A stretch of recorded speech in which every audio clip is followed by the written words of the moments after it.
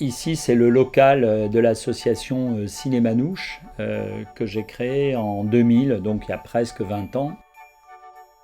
Et c'est une association qui est vouée à la diffusion de films au départ de village en village.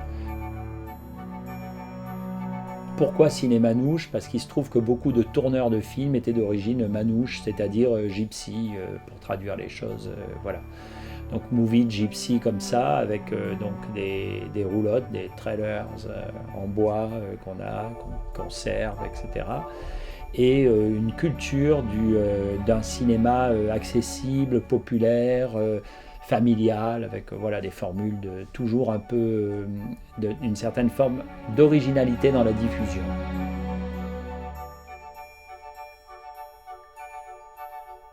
La collection de films que j'ai maintenant, enfin qui est voilà, qui est modeste, mais enfin qui est quand même importante. Enfin dans le voilà, j'ai près un peu moins de 200 films. Enfin voilà. C'est une collection que j'ai commencé il y a assez longtemps, et puis les hasards de la vie ont fait que voilà, j'ai dû en revendre une partie, et puis maintenant que j'en retrouve, enfin voilà, je l'avais commencé, on va dire, peut-être une petite dizaine d'années avant de démarrer Cinémanouche. Quand j'étais petit, j'allais voir les films chez un vieux monsieur qui avait été un tourneur de cinéma, donc c'est comme ça que j'ai découvert les bobines et un peu le cinéma. Et le cinéma du quartier aussi, enfin de la ville.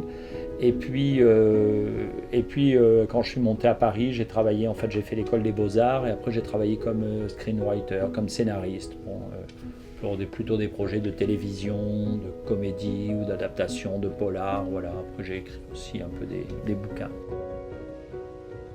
Mon père était professeur de français, et puis je me souviens que lui il aimait beaucoup aller au cinéma. Bon, ma mère un peu moins, elle est peintre, elle aurait plus dans la mysticisme que dans la gaudriole.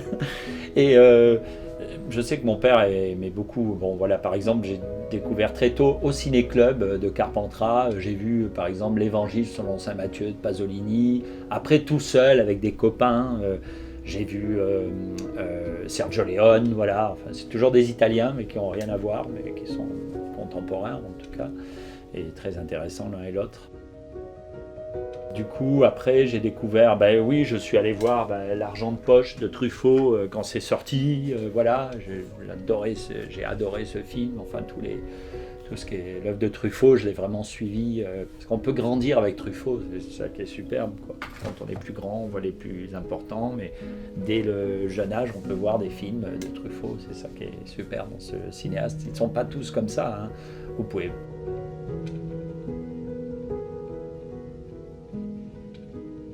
Oh la collection, oui, elle appartient à l'association, mais elle sera bien sûr, oui, elle ne partira pas. Mais vous savez, aujourd'hui, transmettre une collection de films, mais c'est, enfin, je vais citer des exemples très précis, enfin, sans donner de nom.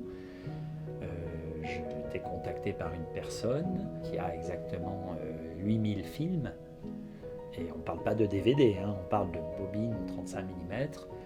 Et cette personne, elle, normalement, devrait en donner 1000, 16 mm qui intéresse l'association, à notre association. Mais cette personne, les 8000 films, personne n'en veut. Parce qu'on se retrouve dans la même situation dans laquelle était le vinyle il y a quelques années.